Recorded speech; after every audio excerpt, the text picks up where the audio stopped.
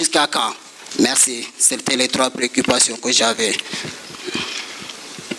Merci beaucoup.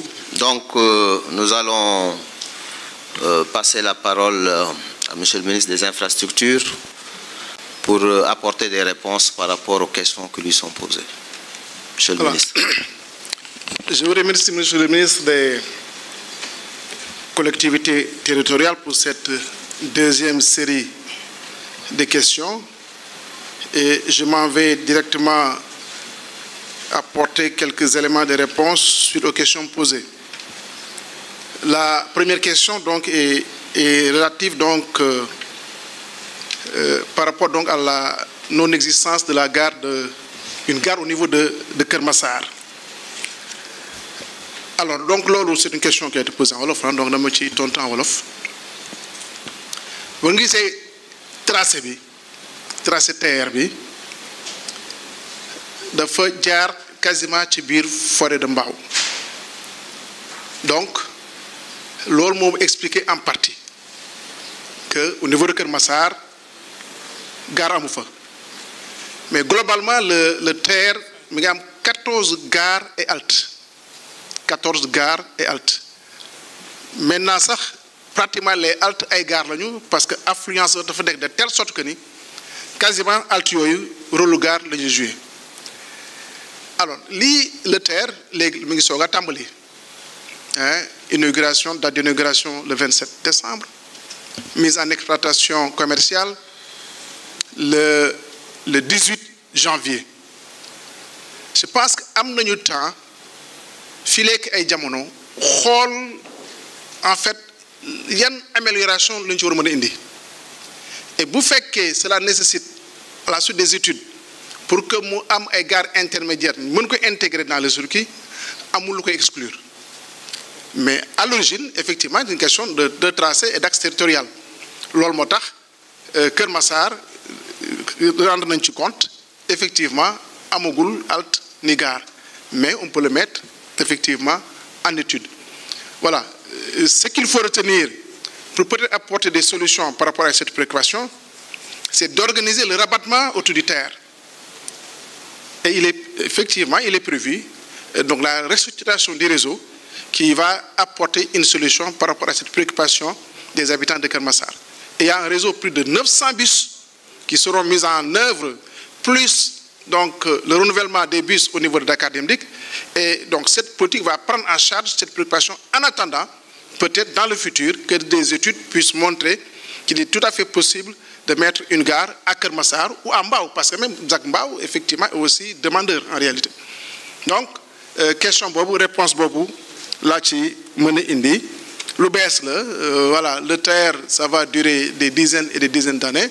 Xëy na d'ici un temps bien défini 5 ans peut-être, je ne sais pas, je donne des chiffres comme ça, donc on pourrait éventuellement améliorer la desserte pour alimenter davantage des stations entre Dakar et AIBD. Alors la deuxième question, c'est M. Malik Rokiba qui l'a posée. Alors il ne faut pas faire des calculs linéaires, extrapoler, sinon vous risquez de vous tromper. La zone 1, Dakar jusqu'à Thiaroye, c'est 500 francs.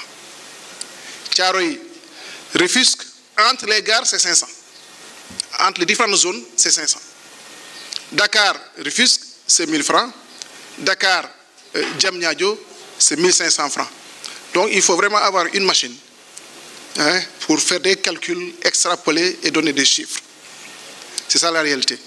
Donc il faut aussi calculer que on a intégré la gratuité qui a démarré depuis le 28 décembre jusqu'au 17 janvier.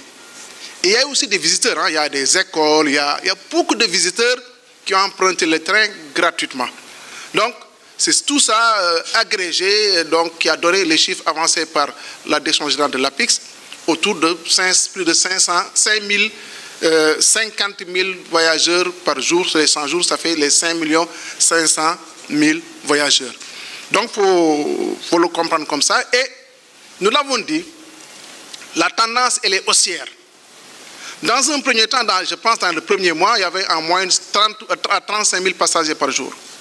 Aujourd'hui, nous sommes à 50 000 passagers par jour, en moyenne. Nous parlons de moyenne. Des fois, ça baisse, des fois, ça augmente. Mais on parle, bon, c'est sinusoïdal. Hein, donc, on prend une moyenne et on a à peu près 50 000 passagers par jour. Et ça évolue. Aujourd'hui, les demandes d'abonnement augmentent, l'affluence augmente, mais il y a des contraintes. Au niveau des gares, je l'ai évoqué tantôt. Les parkings posent un petit peu de difficulté. Nous sommes en train de voir des solutions à apporter par rapport au parking et cela va nécessairement augmenter effectivement la fréquence. Et ensuite, les Dakarois sont en train donc de s'approprier du TER et nécessairement ce sera un appel d'air pour l'augmentation de la fréquence, en tout cas des passagers concernant le TER. Donc nous sommes vraiment dans nos objectifs, ça monte. Et le TER, comme vous l'avez dit tantôt, c'est un transport public. Le transport public est par essence, c'est le service public. C'est déficitaire. Mais le TER ne sera pas déficitaire en réalité. Puisque le modèle qui est mis en œuvre, dans les 3 premières années, il est un peu déficitaire. Mais au niveau quand on arrivera à la 5e année, le TER ne sera pas théoriquement déficitaire. Bon, je pèse bien mon mot, théoriquement déficitaire. Parce que c'est le modèle financier qui nous le montre. En réalité, c'est ça. Donc, quand on va atteindre les 115 000 passagers jour, avec ces 15 trains, et ultérieurement avec la deuxième phase, les 22 trains, avec un temps réduit qui va tourner autour de 7 à 8 minutes donc de train, de fréquence, 300 000 passagers, vous allez voir que le TER sera vraiment très rentable. D'autant plus que le TER a une rentabilité économique. Des études en 2004 ont montré qu'on perdait 1000 milliards de francs CFA par année. 1000 milliards pour des questions donc, liées à la mobilité urbaine. Donc, avec le TER, qui a un train de transport capacitaire, articulé avec le BRT, articulé donc avec aussi la restructuration du réseau, naturellement, cela va apporter surtout donc une rentabilité économique, parce que la rentabilité économique est éprouvée pour donc ce mode de transport. Donc c'est pour dire que économiquement, c'est un projet très rentable, mais même du point de vue financier, le TER à terme sera effectivement rentable et c'est le modèle financier qui le montre. Concernant le contrat d'exploitation,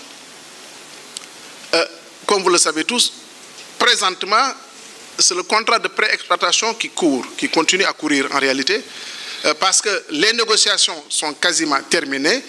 N'eût été le changement de direction au niveau de la SETER, aujourd'hui, le contrat d'exploitation serait signé. Mais on est en train donc de finaliser en attendant qu'on ait le retour donc, de l'exploitant, la SNCF, pour signer le contrat d'exploitation.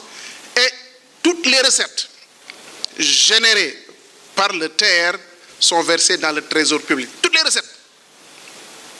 Rien n'est versé au niveau donc de l'exploitant. Alors, on a pris en exploitation commerciale la SETER, qui est une filiale à 100% de la SNCF, et nous connaissons tous l'expertise de la SNCF en matière donc ferroviaire. Nous savons tous que le TER, c'est une technologie avancée, c'est un défi technologique qui a été relevé, et nous n'avons pas voulu prendre le risque de confier l'exploitation du TER à des entités qui n'en ont pas l'expérience. Et quand on parle de la SETER, en réalité, c'est 980 Sénégalais, une vingtaine d'expatriés. Et même dans les expatriés, au niveau des expatriés, il y a des Sénégalais expatriés. Donc, alors, en analysant tout cet ensemble, je puis vous assurer que l'État a pris la bonne option, puisque même si je me souviens même en réalité de l'offre, la première analyse de l'offre donc de la SETER. Et cette offre a été challengée et on a fait gagner à l'État plus de 92 milliards de francs CFA.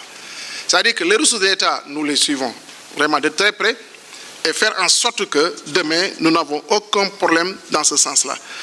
Alors, M. Diassé a évoqué la surcharge. Ce qu'il faut retenir, le train des capacités d'à peu près 6 personnes par mètre carré. 6 personnes. Ça veut dire que nous mënuñu rek toog ni boo ñëwee damay dugg ci train bi damay toog confortablement assis comme boo jógee Dakar war a dem Saint-Louis déedéet. C'est un mode de transport urbain. Et il y a des places assises comme il y a des places debout. Et les places debout, en fait, si on agrège tout ça, c'est soit 6 personnes par mètre carré ou 4 personnes par mètre carré. Donc, amul surcharge. Le train a ses capacités pour prendre du monde. Mais il ne faut pas que les gens pensent que quand on est debout, que le train est en surcharge. Non, il n'est pas en surcharge, en réalité. C'est prévu pour.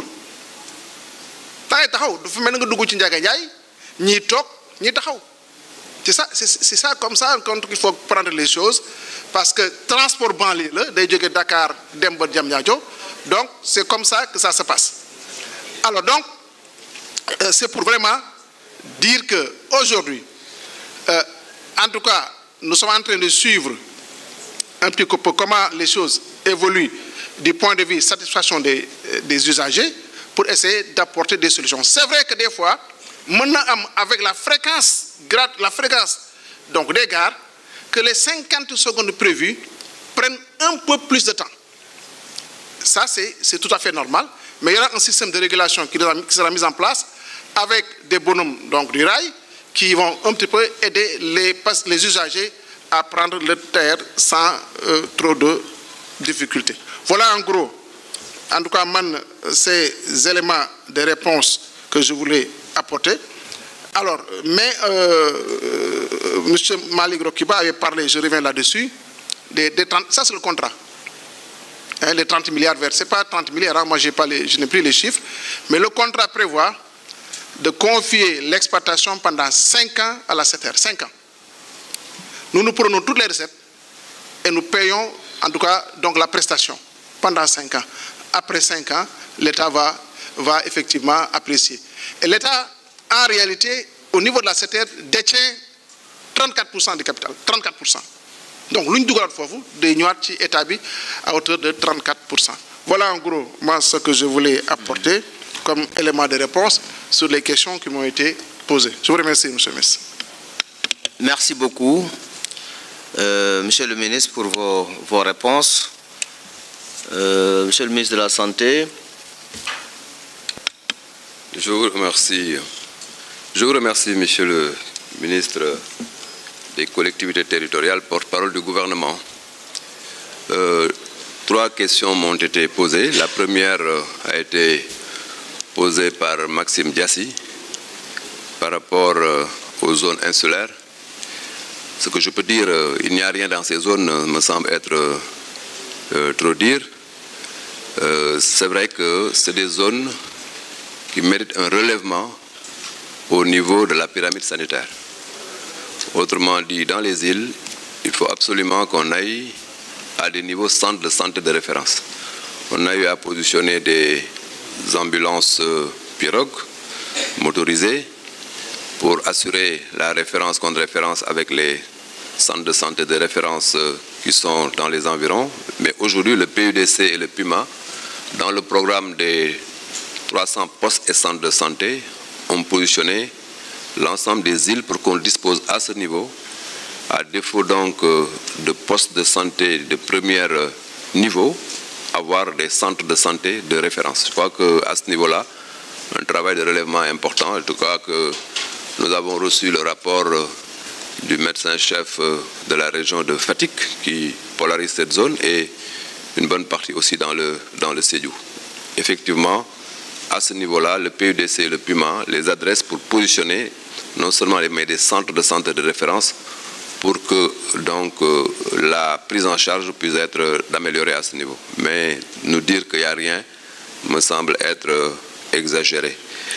Sur la question liée à la formation, effectivement, vous avez raison.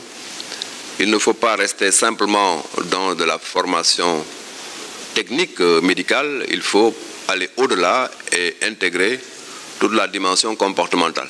Et je crois qu'à ce niveau-là, l'évaluation qu'on fera avec mon collègue de l'enseignement supérieur va certainement déboucher sur l'enrichissement des curricula par rapport à ces considérations liées aux ressources humaines au comportement, voire au développement personnel, etc. Nous ne préjugeons de rien parce que tout cela est régulé par l'ANAQ-Sup.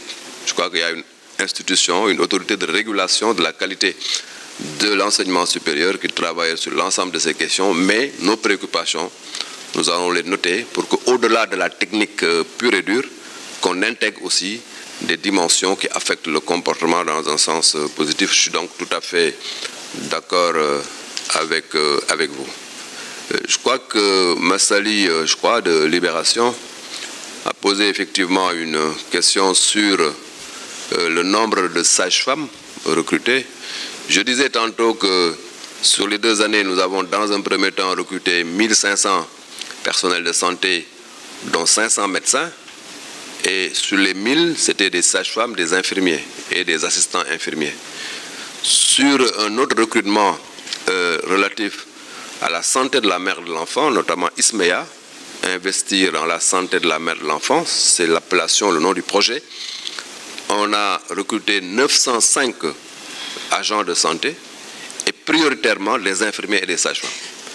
C'est pourquoi d'ailleurs, par rapport à Safan, je crois que vous avez noté effectivement cette localité. C'est une localité qui a une population à peu près de 4000 personnes, mais qui en réalité a un infirmier. A bien un infirmier, c'est la sage-femme qui n'a pas encore rejoint parce que il faut qu'on construise le logement de la sage-femme. Parce qu'à chaque fois qu'on a une structure de santé où il doit y avoir une sage-femme, la sage-femme doit habiter, il faut qu'on construise le logement de la sage-femme. Le logement est en train d'être construit et dès que donc, le logement est prêt, la sage-femme va rejoindre. C'est bien un infirmier qu'on a au niveau de Safan. Ça aussi, je tenais effectivement donc à le noter. Autre élément important, je crois qu'il faut bien entendu insister sur le binôme infirmier-sage-femme. Ce binôme-là est essentiel et concerne les 1530 postes de santé du pays. Et systématiquement, on a une sage-femme et on a effectivement un infirmier. Cela ne veut pas dire que l'infirmier et la sage-femme qui sont présents dans un poste de santé en un temps T vont toujours rester dans ce poste de santé ad vitam aeternam. C'est pourquoi une évaluation permanente est faite pour voir les défections. À chaque fois qu'on constate donc qu'un personnel de santé a bougé, pour des raisons donc, qui peuvent être multiples, le travail de remplacement est fait immédiatement. Ministre Omar Gueye, en charge des collectivités territoriales, je les remercie. Je tontu rek si ñetti question yu ñu ma posé léegi bu njëkk bi mooy par rapport ak île yi effectivement foofu am na liggéey boo xamante ne war nañ ko fa def pour yóbbu structures yi si niveau centre de santé pour éviter que bu fekkente ne am nañu donc urgence yenn yi ñu bañ a jël bateau ambulance c'est-à-dire pirogue ambulance yi ñu fa installé ñu fexe ba foofu si île yi ñu mën leen jël en charge de la manière la plus performante si ay centre de santé de référence. PUDC ak PUMA am nañ programme bu am solo boo xamante ne 300 postes ak centre de santé lañ si prévoir si poste ak centre de santé yooyu am na si pàcc bu bëree bëri boo xamante ne day dem si les zones insulaires bon dëkk ma rassuré côté boobu. beneen bi mooy si wàllu formation laaj nañ ñu ne est-ce que formation bi xamante ne moom la ñu def si infirmiers yi sages-femmes yi ak personnel de santé yi est-ce que si évaluation bi ñuy def maag ministre de l'enseignement supérieur dana jël en compte li xamante ne dafa jëm si comportement yi ak jikko yi loolu yaakaar naa ne lu am solo la question bu am importance la parce que métier du rek donc technique bi du rek cœur de métier bi dafa am lu bëri lu mu àndal loo xamante ne bu ñu ko sàmmul rek boo moytul loolu ñu ñàkk sàmm mu jëm si wàllu comportement wàllu habitude wàllu personnalité wàllu posture yooyu mën na yàq sax métier bi moo tax il est évident que bu ñu évaluer ba pare si bien sûr orientation bu benn kuréel bu mag boo xamante ne lépp lu jëm si qualité si enseignement ñoom ñoo koy saytu muy ANAQ-Sup danañu leen jox commande boo xamante ne dañ leen di wax bu leen yem rek si métier bi au plan intrinsèque mais da ngeen di jël métier bi adresser ay questions au comportement ay questions au attitude ay questions au développement personnel parce que yu mel noonu souvent mooy indi donc insatisfaction bu bëri secteur bi donc loolu donc danañu si liggéey incha allah parce que liggéey ñun ñëpp d'ailleurs fi ñu liggéeyee boo